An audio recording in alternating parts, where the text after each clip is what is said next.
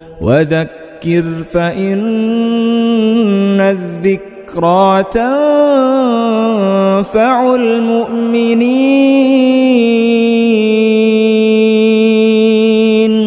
بسم الله الرحمن الرحيم. الحمد لله وكفى وسلام على عباده الذين اصطفى. أما بعد، فأعوذ بالله من الشيطان الرجيم. بسم الله الرحمن الرحيم. وما أصابكم من مصيبة فبما كسبت أيديكم ويعفو عن كثير. وقال رسول الله صلى الله تعالى عليه وسلم: تركت فيكم أمرين لن تضلوا ما تمسكتم بهما كتاب الله وسنتي، أو كما قال رسول الله صلى الله عليه وسلم. رواه مالك في المؤطأ، كذا في مشكاة المصابيح، أو كما قال عليه الصلاة والسلام. قابل احترام بزرگوں اور دوستوں، اس وقت ہم ایسے دور سے گزر رہے ہیں جو فتنوں کا دور ہے، پریشانیوں کا دور ہے. ہر نیا دن ایک نئی مصیبت کو لے کر آ رہا ہے.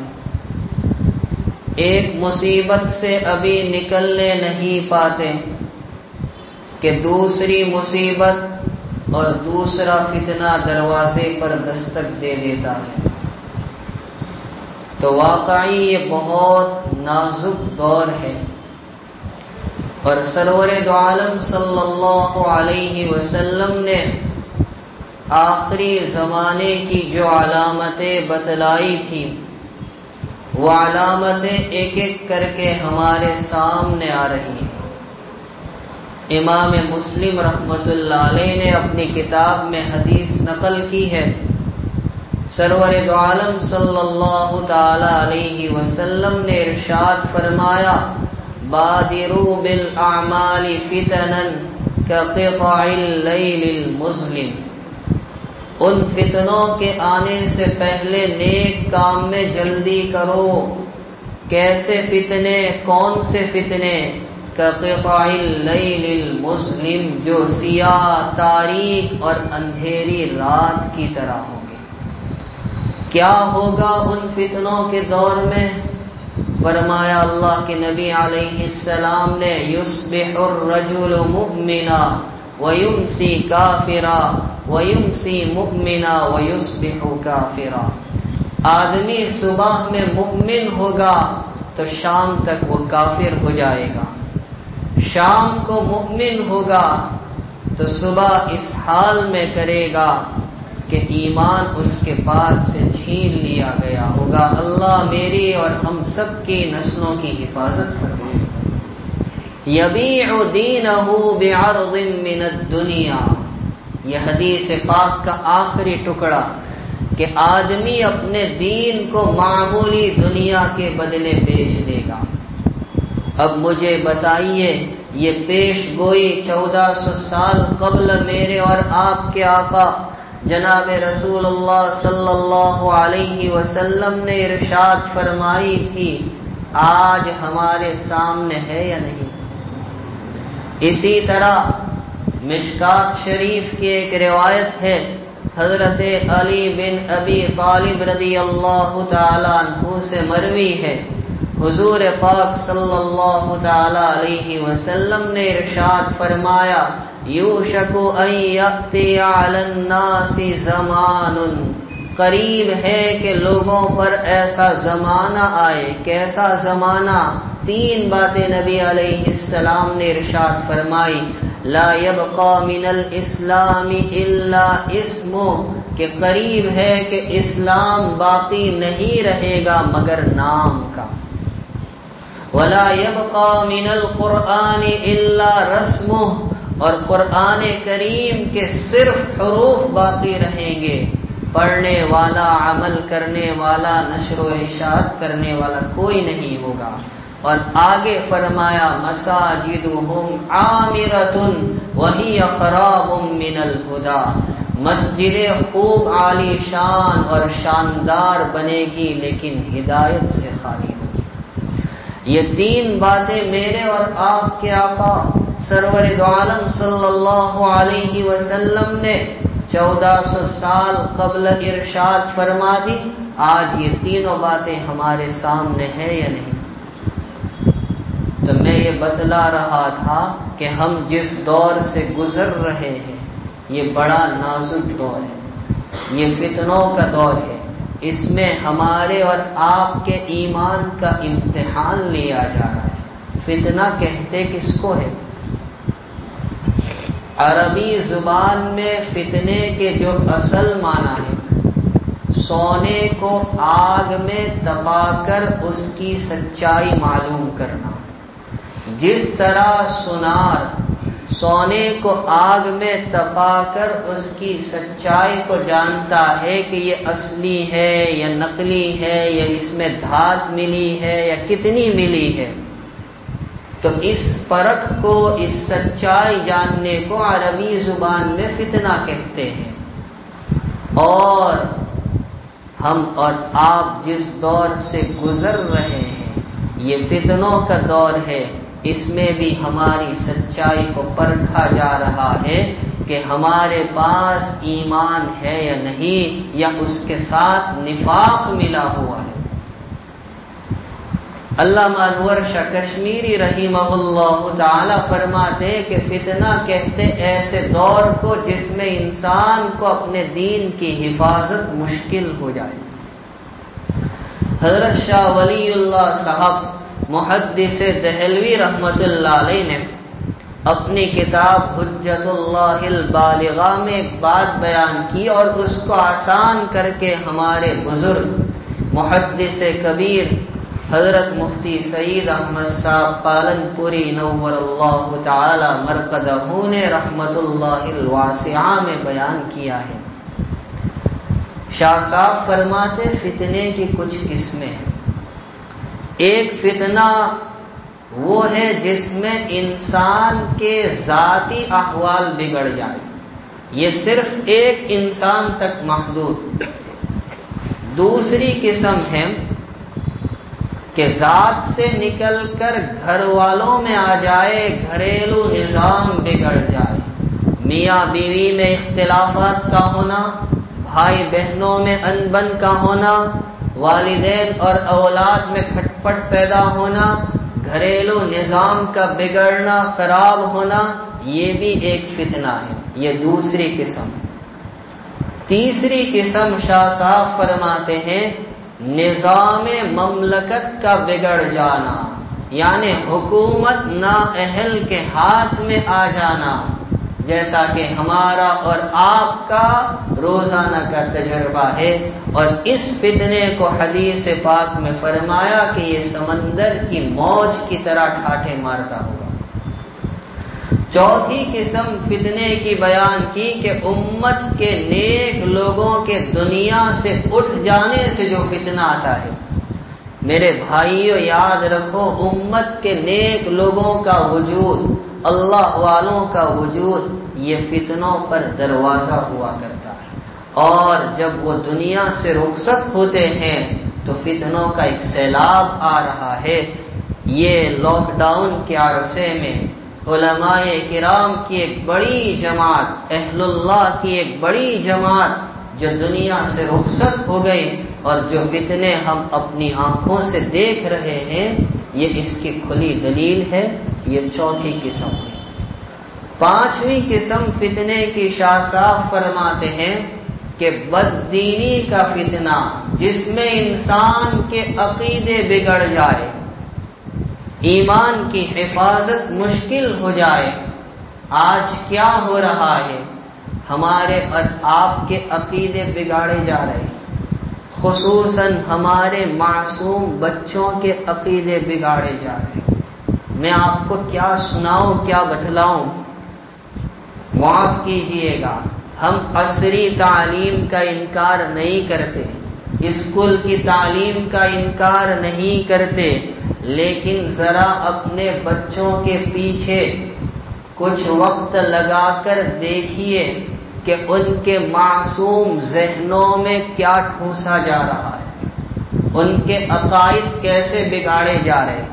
میں آپ کو 15 سال پہلے کی بات سناتا ہوں، 2006 کی، جب ہمارے راندیر سورت کے علاقے میں سیلاب آیا تھا، مشہور سیلاب، اور رجب کا مہینہ تھا، سالانہ امتحان، جلسہ وغیرہ سب سیلاب میں بہہ گیا۔ تو ہمارے دارالعلوم اشرفیہ میں اس سال کا جلسہ شوال کے مہینے میں ہوا، عید کے بعد، اور جو فارغ ہونے والے طلباء تھے ان کی دستار بندی ہوئی، اور اس موقع پر مفکر اسلام، مفکر ملت حضرت مولانا عبداللہ صاحب کاکودروی رحمہ اللہ تعالی تشریف لائے تھے۔ انہوں نے اپنے اس خطاب میں ایک بات بیان کی تھی، وہ میں آپ کو سنا رہا ہوں۔ حضرت نے فرمایا کہ میں نے اسکول کی پہلی یا دوسری کلاس کی گجراتی کی چوپڑی ہاتھ میں لی، کوئی بچہ جا رہا ہوگا، میں نے پوچھا بچہ کیا پڑھتے ہو؟ اس کی جو کتابیں تھیں اس میں سے گجراتی کی جو کتاب تھی، چوپڑی تھی، وہ میں نے ہاتھ میں لی، اور آپ جانتے ہیں کہ اس میں ایک سبق ہوتا ہے جس کو گجراتی میں کویتا کہا جاتا ہے، اشعار کا مجموعہ جو بچوں کو زبانی یاد بھی کروایا جاتا ہے، اس کے نمبرات بھی دیے جاتے۔ حضرت فرماتے اس کا جو پہلا سبق جو کویتا تھی، اس کا ٹائٹل اور عنوان جو میں نے پڑھا تو پڑھتے ہی سر پکڑ کر بیٹھ گیا۔ ایک تصویر بنی ہے، ایک لڑکی ہاتھ جوڑ کر سورج کے سامنے کھڑی ہے، اور اس کا عنوان تھا ہوں تنے نمن کروں چھوں، یہ اس کا عنوان تھا۔ اب ہمارا معصوم بچہ جو 7-8 سال کا ہے، اس کو تو اس کے معنی بھی معلوم نہیں، اس کا مطلب بھی معلوم نہیں، اور اس کے معصوم ذہن میں یہ ٹھوسا جا رہا ہے، اس کے عقیدے کو اس طرح سے بگاڑا جا رہا ہے۔ ایک واقعہ ہم نے ہمارے استاد محترم سے سنا، اور انہوں نے یہ واقعہ فدائے ملت مولانا سید اسعد مدنی رحمہ اللہ تعالی عنہ سے سنا تھا۔ عجیب واقعہ ہے، حیران رہ جائیں گے۔ حضرت مولانا اسعد مدنی رحمت اللہ علیہ کا ایک سفر ہو رہا تھا بنگلور کا، کار میں بیٹھ کر جا رہے تھے، اسکول چھٹنے کا وقت تھا، بچے جا رہے تھے، تو راستے میں ایک پتھر، تو اسکول سے جو بچے گھر کی طرف جا رہے تھے، ایک بچے نے دیکھا کہ بیچ راستے میں پتھر ہے، تو اس نے اس پتھر کو اٹھایا اور اٹھا کر سائڈ پر کنارے پر رکھ دیا۔ حضرت کہتے ہیں کہ میں نے ڈرائیور سے کہا گاڑی روک دو، گاڑی روک دی۔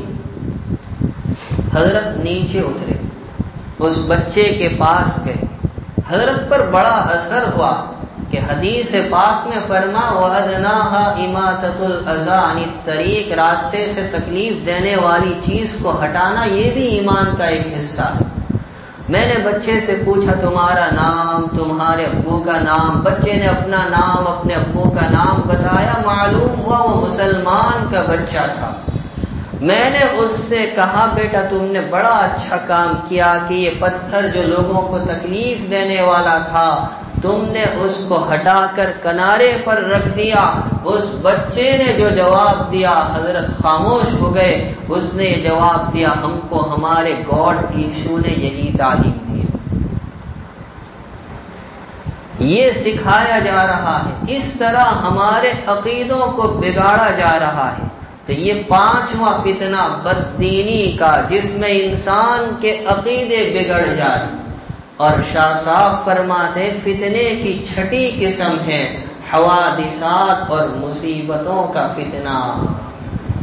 ترمذی شریف کی ایک تفصیلی روایت ہے، میں آپ کو اشارے کے طور پر بیان کرتا ہوں۔ دوسری جلد میں یہ روایت حضرت علی بن ابی طالب اور حضرت ابو ہریرہ رضی اللہ تعالی عنہما سے مروی ہے۔ سرور دو عالم صلی اللہ تعالی علیہ وسلم نے 15 باتیں ارشاد فرمائی کہ جب میری امت 15 طرح کے کام کرنے لگے، اذا اتخذ الفیء دولا، جب مال غنیمت کو دولت سمجھ کر ہضم کرنے لگے، والامانۃ مغنما، امانت کو غنیمت کا مال سمجھا جائے اس میں خیانت ہونے لگے، والزکاۃ مغرما، زکات کو تاوان، ٹیکس، بوجھ سمجھا جائے۔ آگے فرمایا وَأَطَاعَ الرَّجُلُ زَوْجَتَهُ وَعَقَّ عُمَّهُ، آدمی اپنی بیوی کی بات تو مانے لیکن اس کے مقابلے میں اپنی والدہ کی نافرمانی کرے، وَبَرَّ صَدِيقَهُ وَجَفَا أَبَاهُ، اپنے دوست کے ساتھ تو اچھا معاملہ کرے لیکن اپنے باپ کے ساتھ بدسلوکی کرے، وَأُكْرِمَ الرَّجُلُ مَخَافَةَ شَرِّهِ، آدمی کا اعزاز و اکرام اس کی شرارتوں سے بچنے کے لیے کیا جائے، وَارْتُفِعَتِ الْأَصْوَاتُ فِي الْمَسَاجِدِ، مسجدوں میں شور اور آواز بلند ہونے لگے، وَكَانَ زَعِيمُ الْقَوْمِ أَرْذَلُهُمْ، قوم کا لیڈر اور سردار گھٹیا اور خستہ آدمی کو بنایا جائے، نااہل کو بنایا جائے، لوگ شرابوں میں ڈوبنے لگے، مرد ریشمی لباس پہننے لگے، ناچ گانے کی چیزیں عام ہو جائے، اور قوم کے اخیر میں آنے والے لوگ اگلوں پر لعن طعن کرنے لگے۔ یہ 15 باتیں میرے اور آپ کے آقا سرور دو عالم صلی اللہ تعالی علیہ وسلم نے بیان فرمائی۔ اس کے بعد فرمایا اگر یہ کام ہونے لگے تو تم انتظار کرو زلزلوں کی کثرت کا، تم انتظار کرو سرخ آندھیوں کے چلنے کا، تم انتظار کرو شکلوں اور صورتوں کے بگڑ جانے کا، بلائیں اور مصیبتیں تم پر ایسے آئے گی جیسے تسبیح کا دھاگا ٹوٹتا ہے اور دانے ایک ایک کر کے گرنے لگتے ہیں، بلا مصیبتیں تم پر ایسے آئے گی۔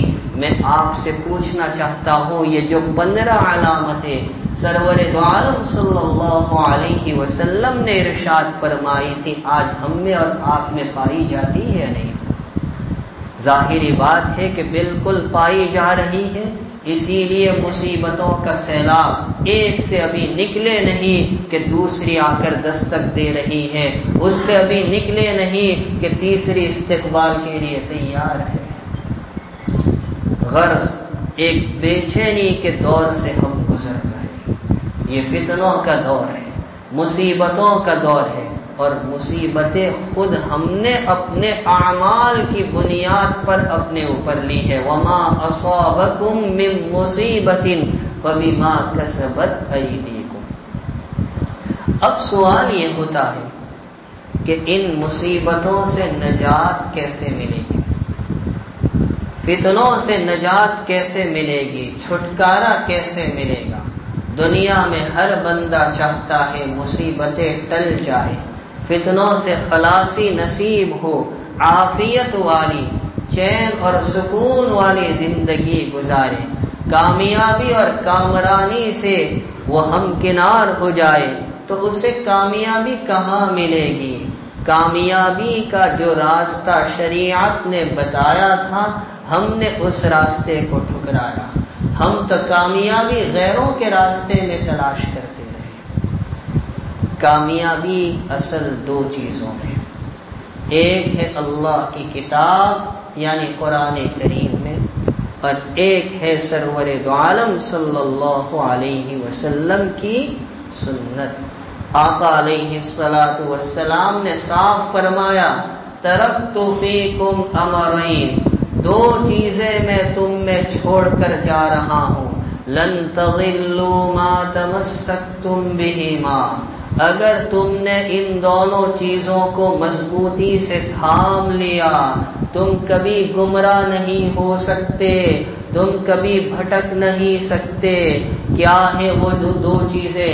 ایک اللہ کی کتاب اور ایک میری سنت۔ وہ صحابہ کرام تھے جنہوں نے ان دونوں چیزوں کو تھام لیا، جہاں گئے کامیابی نے ان کے قدم چومے ہیں، اور ایک ہم ہیں جنہوں نے ان دونوں چیزوں کو پسے پشت ڈال دیا، بالائے طاق رکھ دیا، اس لیے جہاں بھی جا رہے ہیں ذلیل و خوار ہو رہے ہیں۔ کامیابی اس میں ہے، مصیبتوں سے نجات اس میں ہے۔ اس لیے ہمیں چاہیے کہ کتاب اللہ سے اپنا رشتہ مضبوط قائم کریں، قرآن کریم سے، اس کے بغیر کامیابی نہیں مل سکتی۔ ایک دور وہ تھا کہ جب ہم فجر کی نماز پڑھ کر گھر کی جانب روانہ ہوتے، ہر گھر سے کلام اللہ شریف کے پڑھنے کی آواز آ رہی ہوتی۔ کوئی بندہ ہے سورہ یاسین پڑھ رہا ہے، کوئی قرآن پاک کا 10واں پارہ 12واں پارہ پڑھ رہا ہے، اور کچھ نہ صحیح تو شیخ سدیس کی کیسٹ لگا دی، کم سے کم اتنی تو آواز آ رہی تھی۔ اور آج ہم اس دور سے گزر رہے ہیں کہ رات بھر دیر تک گناہوں میں، لہو و لعب میں، فضولیات اور لغویات میں مبتلا رہتے ہیں۔ نہ ضعیفوں کا ہمیں خیال، نہ مریضوں کا ہمیں خیال۔ یہ مبارک وقت اور مبارک راتیں گناہوں میں گزر رہی ہیں، اور پھر فجر کی نماز بستر کے نظر ہو جاتی ہے۔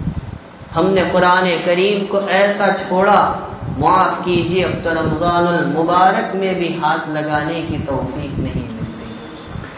میں نے شروع میں آپ کو حدیث سنائی، نبی علیہ السلام نے پیش گوئی فرمائی تھی کہ قرآن کے صرف حروف باقی رہ جائیں گے، پڑھنے والا، تلاوت کرنے والا، عمل کرنے والا، اس پر چلنے والا، اس کے احکام کو پھیلانے والا کوئی نہیں ہوگا۔ آج وہ دور ہمارے آنکھوں کے سامنے ہے کہ ہم نے قرآن کریم کو ایسا چھوڑا ہے۔ اس لیے آج سے، ابھی سے یہ عہد کیجئے کہ کوئی دن کلام اللہ شریف کی تلاوت سے خالی نہیں جائے گا۔ کچھ نہ صحیح تو ایک صفحہ، ایک رکوع بھی پڑھ لے، تاکہ فرشتے جب ہمارے اعمال رب العالمین کے سامنے پیش کرے تو تلاوت کلام کے سامنے رائٹ کا نشان ہو، چوکڑی کا نشان نہ ہو کہ ہاں اس بندے نے آج کلام اللہ شریف کو پڑھا ہے۔ یہ دلوں کے زنگ کا علاج ہے۔ مشکات شریف میں روایت ہے، حضور اکرم صلی اللہ علیہ وسلم نے ارشاد فرمایا، ان هذه القلوب تصدع كما يصدع الحديد اذا اصابه الماء۔ یقیناً دلوں کو بھی زنگ لگ جاتا ہے جیسے لوہے کو پانی کی وجہ سے زنگ لگتا ہے۔ صحابہ کرام نے پوچھا، پیارے آقا یہ زنگ کیسے دور ہوگا، اس کی صفائی کیسے ہوگی؟ آقا نے فرمایا دو چیزوں سے، نمبر 1 کثرت ذکر الموت، موت کو خوب یاد کرنا، اور نمبر 2 وتلاوت القرآن، قرآن کریم کی خوب تلاوت کرنا۔ کیا اللہ کے وہ نیک بندے تھے جن کا یہ معمول رہا کہ ہما وقت کلام اللہ شریف کی تلاوت میں لگے رہتے، گویا انہوں نے کلام اللہ شریف کو اپنا اوڑھنا بچھونا بنا لیا۔ آپ کو تعجب ہوگا، حیرانی ہوگی، البدایہ والنہایہ ایک کتاب ہے، اس میں لکھا ہے ابو بکر بن عباس کا جب انتقال ہونے لگا، حضرت شیخ نے فضائل میں بھی یہ بات بیان کی ہے، تو ان کی بہن رونے لگی، تو آپ نے اپنی بہن کو تسلی دیتے ہوئے فرمایا کہ روتی کیوں ہوں، اور پھر مکان کے ایک کونے کی جانب اشارہ کر کے فرمایا کہ تیرا بھائی ایسے نہیں جا رہا ہے، اس نے مکان کے اس حصے میں بیٹھ کر 18,000 قرآن پاک مکمل کیے، 1-2 نہیں۔ حضرت قتادہ جو جلیل القدر مفسر گزرے ہیں، ان کا عام دنوں میں معمول یہ تھا کہ 7 دن میں ایک کلام اللہ پاک ختم کر لیا کرتے تھے، اور رمضان المبارک میں شروع کے 2 عشرے میں معمول یہ تھا کہ 3 دن میں ایک کلام پاک ختم، اور آخری عشرے کا معمول یہ تھا کہ روزانہ ایک کلام اللہ شریف ختم کرتے تھے۔ محقق ابن جوزی رحمت اللہ علیہ جو بڑے مصنف اور بہت بڑے واعظ گزرے ہیں، ان کے وعظ میں ہزاروں کا مجمع ہوا کرتا تھا، ان کا معمول عام دنوں کا بیان کیا گیا ہے کہ رات اور دن میں ملا کر ایک کلام اللہ شریف کو ختم کر لیا کرتے تھے۔ اور ایک خلیفہ گزرا ہے ولید بن عبد الملک، اس کے متعلق لکھا ہے کہ اگرچہ یہ فسق و فجور میں مشہور تھا، لیکن اس کی عادت عام یہ تھی کہ 3 دن میں ایک قرآن اور رمضان المبارک میں 17 قرآن پاک ختم کر لیا کرتا تھا۔ ہمارے یہاں راندیر میں ہماری مسجد میں، بڑی مسجد میں ایک صاحب تھے، انتقال ہو گیا ان کا، بوڑھے ہو گئے۔ بوڑھوں کا ایک ہی کام ہوتا ہے، جب دیکھو نماز کے بعد مسجد کے اوٹے پر پیچھے بیٹھ کر گپ شپ کرنا۔ تو ان کا بھی یہی معمول تھا کہ ریٹائرڈ ہونے کے بعد سارا دن وہیں بیٹھتے تھے۔ تو ہمارے نانا مرحوم وہاں سے گزرے، ان سے کہنے لگے، دوستی تھی کہ کیوں پورا دن یہاں بیٹھ کر وقت ضائع کرتے ہو، کبھی اللہ کا کلام پڑھ لیا کرو۔ خیر انہوں نے یہ بات کہی تھی، اب دل سے جو بات نکلتی ہے اثر رکھتی ہے، پر نہیں طاقت پرواز مگر رکھتی ہے۔ نانا کا انتقال ہو گیا، ان کے انتقال کے کچھ عرصے کے بعد وہ صاحب ہمارے ماموں مولانا خلیل صاحب سے ملے اور کہنے لگے کہ مولوی صاحب، تمہارے والد نے مجھے نصیحت کی تھی کہ کبھی اللہ کا کلام کھول کر بھی پڑھ لیا کر۔ الحمدللہ میں نے معمول بنا لیا، اور اس وقت سے لے کر اب تک 750 قرآن میرے مکمل ہو گئے۔ تو آج بھی ایسے بندے ہیں، ہم جو کامیابی چاہتے ہیں، سرفرازی چاہتے ہیں، مصیبتوں سے نجات اور چھٹکارا اور خلاصی چاہتے ہیں، وہ نجات کہاں ملے گی؟ وہ اللہ کے کلام میں ملے گی۔ اس لیے ہم ارادہ کریں، نیت کریں کہ کلام اللہ شریف کو اپنے سینے سے لگائیں گے، اور اپنا معمول ایک میعاد، ایک مقدار طے کر کے ہم مقرر کریں کہ اتنا تو مجھے پڑھنا ہے۔ بستر سے اپنی کمر نہیں لگاؤں گا جب تک کہ میرا یہ معمول پورا نہیں ہو جاتا۔ اور یہ کلام اللہ شریف جہاں پڑھایا جاتا ہے، سکھایا جاتا ہے، وہ دین کے قلعے، مکاتب اور مدارس، ان سے بھی ہمارا رشتہ مضبوط ہونا چاہیے۔ سعید ابن المسیب رحمہ اللہ تعالی جلیل القدر تابعین کے سردار کہا گیا، وہ ایک جگہ سے گزرے جہاں بیٹھ کر بچے قرآن کریم سیکھ رہے تھے، اتنے خوش ہوئے اور فرمایا کہ ہمارے یہی بچے آگے چل کر دوسروں کی پیاس بجھائیں گے۔ حضرت حاجی امداد اللہ مہاجر مکی رحمت اللہ علیہ کے نام سے کون واقف نہیں، ہر کسی نے ان کا نام سنا ہے، اور بڑے بڑے کارنامے رہے، لیکن فرمایا کہ ہم نے ہندوستان میں مدارس اور مکاتب کی قرآن پاک سیکھنے سکھانے کا جو سلسلہ قائم کیا، اسی سے ہم امید کرتے کہ اللہ کے یہاں ہماری بخشش ہو جائے گی۔ تو نجات ہے اللہ کے کلام میں۔ اور دوسری چیز ہے سرور دو عالم صلی اللہ علیہ وسلم کی سنتوں کو اپنانا۔ آج ہم نے سنتوں کے جنازے نکالے، ایک طرف ہم لمبے چوڑے دعوے کرتے ہیں عشق نبوی کے، محبت رسول کے، ہمارے یہ سارے دعوے صحیح، لیکن کب صحیح؟ جب تک کہ ہماری زندگی نبی اکرم صلی اللہ علیہ وسلم کی سنتوں پر نہیں آتی۔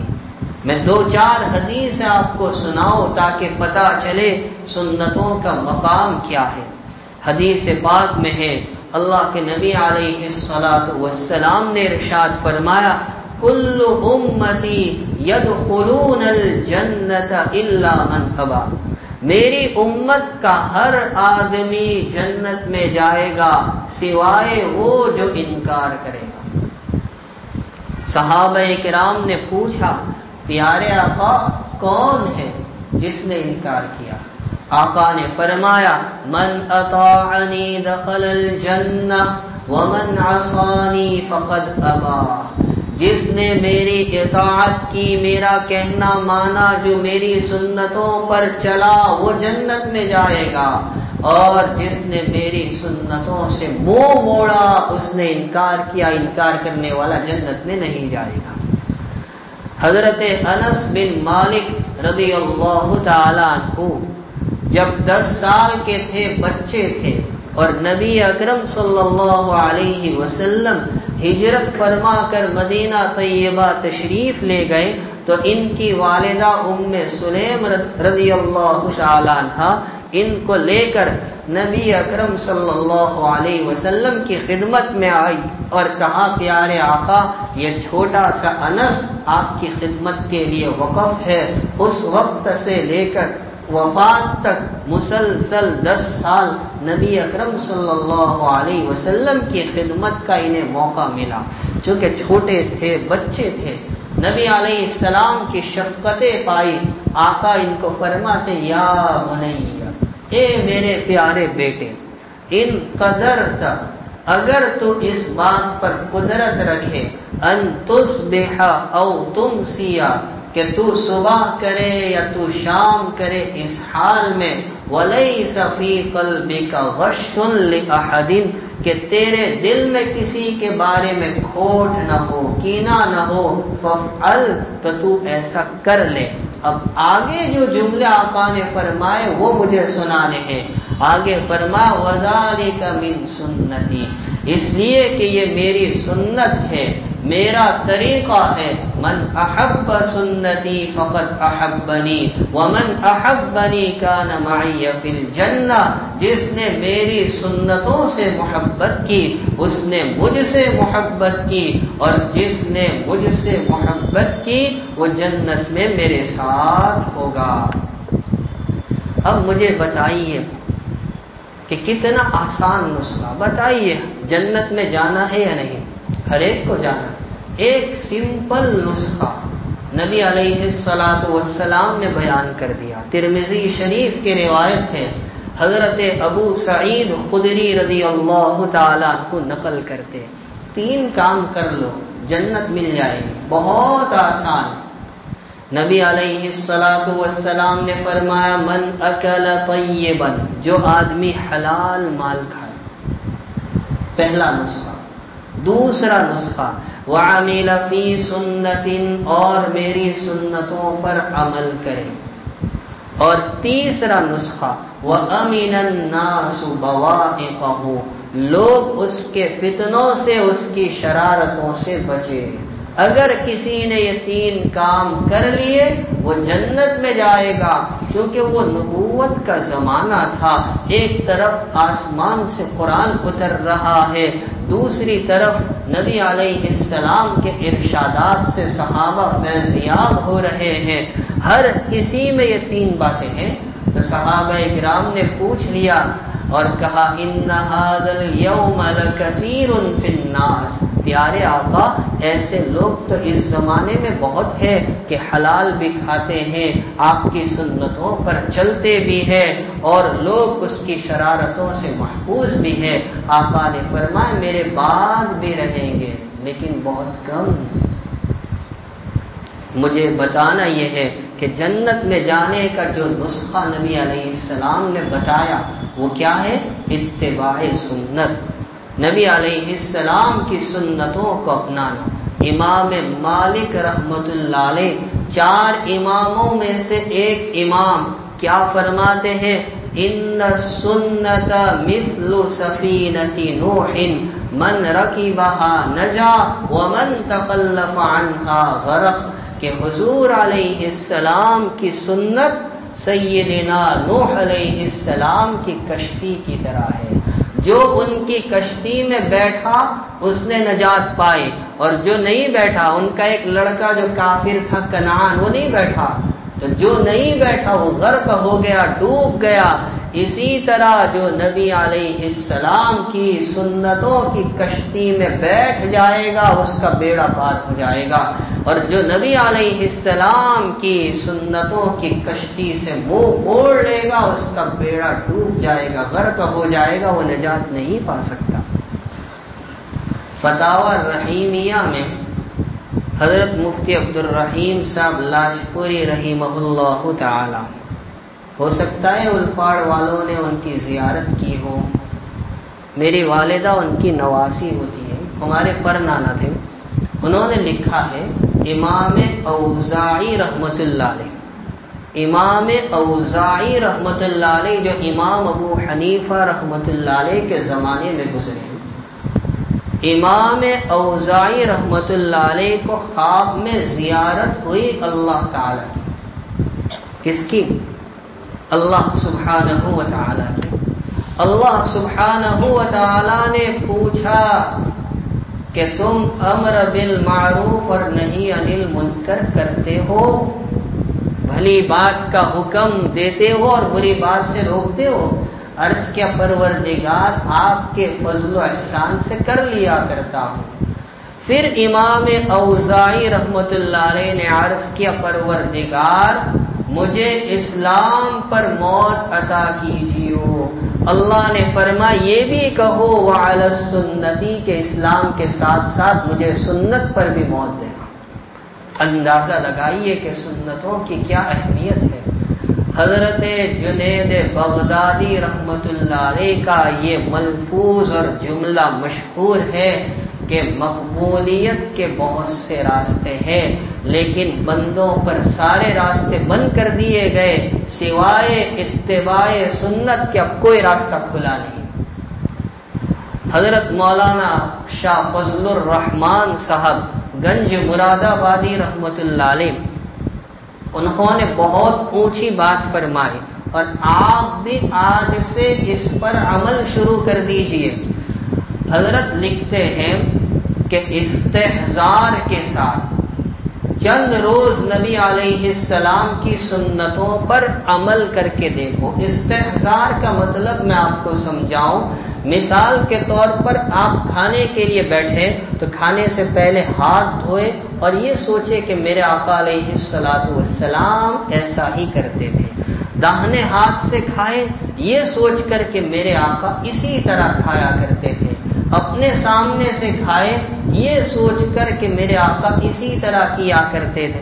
اسی طرح مسجد میں آنا، مسجد سے نکلنا، کپڑا پہننا، کپڑا اتارنا، اس موقع پر جو جو عمل نبی علیہ السلام کا تھا یہ سوچ کر کیا کرے کہ میرے آقا ایسا ہی کیا کرتے تھے، اس کو کہتے استحضار۔ اس نیت سے چند روز کام کر کے دیکھو، شاہ صاحب فرماتے صاحب نسبت نہ بن جائے تو مجھے کہنا، صاحب نسبت نہ بن جائے تو مجھے کہنا۔ تو میرے بھائیوں، کامیابی کا راستہ کتاب اللہ اور دوسری چیز ہے سنت رسول اللہ۔ ہمارے بڑوں نے، بزرگوں نے اس پر عمل کر کے دکھایا، مرتے دم تک اس پر جمے رہے۔ فتاوی رحیمیہ کے اندر ایک واقعہ لکھا ہے، مجدد الفیضانی رحمت اللہ علیہ جو سرہند شریف میں بڑے بزرگ، ان کی خدمت میں کوئی اور بزرگ آئے ملاقات کے لیے، اب وہ بھی بہت پہنچے ہوئے بزرگ تھے، انہوں نے توجہ ڈالی تو وہاں کی زمین میں لرزہ پیدا ہو گیا، کپ کپی پیدا ہوئی۔ مجدد صاحب سمجھ گئے کہ یہ ان کی کرامت، اس کی برکت ہے کہ یہاں کی زمین لرزنے لگی۔ اپنے خادم سے کہا فلاں طاق میں ہماری مسواک رکھی ہے اس کو لے آؤ۔ وہ لے کر آیا، مسواک کو زمین پر رکھا، جو لرزہ ہو رہا تھا ختم ہو گیا، اور پھر ان بزرگ کی جانب متوجہ ہوئے اور فرمایا کہ آپ کی تو یہ کرامت تھی کہ آپ کی توجہ کی برکت سے سرہند شریف کی زمین کانپنے لگی، اور میری کرامت یہ ہوگی کہ اللہ نے مجھ سے وعدہ کیا ہے اگر میں ہاتھ اٹھا کر دعا کر دوں تو سرہند کے سارے مردے زندہ ہو جائیں گے، لیکن میں آپ کی اور میری دونوں کی کرامتوں کے مقابلے میں وضو سے پہلے مسواک کی سنت کو 1000 درجہ افضل سمجھتا ہوں۔ یہ مقام ہے سنتوں کا، اور ہمارے بڑوں نے ایسا عمل کر کے دکھایا ہے۔ بانی تبلیغ مولانا الیاس صاحب رحمہ اللہ تعالی بہت بیمار تھے، ضعیف تھے، نڈال تھے، اور پیروں میں چمڑے کے موزے پہنے تھے، چلا بھی نہیں جاتا تھا۔ اب وہ موزے نکالنے تھے۔ اچھا بتائیے، نکالنے میں دستور اور سنت کیا ہے؟ پہنیں گے تو پہلے دائیں پیر میں، اور نکالنا ہے تو پہلے بائیں پیر کا۔ اب جو خادم تھا وہ نکالنے کی کوشش کر رہا ہے تو پہلے دائیں پیر کا نکال رہا ہے، تو مولانا پیر کو کھڑا کر دیتے، کھینچ لیتے، پھر پیر کو آگے کر دیتے، پھر وہی نکال رہا ہے۔ اب بار بار ایسا ہوا، حضرت چاہتے بھی ہیں کہ موزے اتارے جائے، اور جب پیر لمبا کیا اور خادم نکالنا چاہتا ہے تو پیر سمیٹ لیتے، کھینچ لیتے، سمجھ میں نہیں آ رہا تھا۔ اسی دوران مولانا یوسف صاحب رحمت اللہ علیہ ان کے صاحبزادے تشریف لائے۔ ان سے کہا لوگوں نے کہ آپ کے ابا جان کو دیکھیے، وہ چاہتے کہ موزے اتارے جائیں، اور جب ہم نکالنا چاہتے تو پیر کھینچ لیتے ہیں۔ تو انہوں نے برجستہ فرما، ارے تم پہلے سیدھے پیر کا نکال رہے تو پیر کھینچ ہی لیں گے نا، پہلے الٹے پیر کا نکالو۔ دیکھیے ضعیفی میں بھی سنتوں کا کیسا خیال۔ اور میں نے خود دیکھا ہے مفتی لاجپوری صاحب رحمت اللہ علیہ کو، جبکہ 101 سال کی عمر ہو گئی تھی، 101 سال کی عمر، دانت بھی نہیں تھے، لیکن جو ان کے خادم مفتی نصیب الدین صاحب وضو کراتے تھے تو مسواک چبا کر دیتے تھے، حضرت مسواک لیتے تھے، دانت بالکل نہیں ہے، لیکن ایک سنت۔ تو میرے بھائیوں، آج جو دنیا پریشان ہے، مصیبتوں میں جکڑی ہوئی ہے، فتنوں کے بادل چھائے ہوئے ہیں، یہ بادل کیسے ہٹیں گے، مصیبتوں سے نجات کیسے ملے گی؟ اس کے لیے یہی 2 راستے ہیں، کتاب اللہ اور سنت رسول اللہ، اس کے علاوہ کوئی تیسری شکل نہیں ہوتی۔ تو میں آپ سے یہ اپیل کرتا ہوں، درخواست کرتا ہوں کہ قرآن اور سنت کے نور کو ہمیں گھر گھر میں پہنچانا ہے۔ تو بولو، اس کام کے لیے ہر کوئی تیار ہے؟ اللہ تعالی ہم سب کو عمل کی توفیق اور سعادت نصیب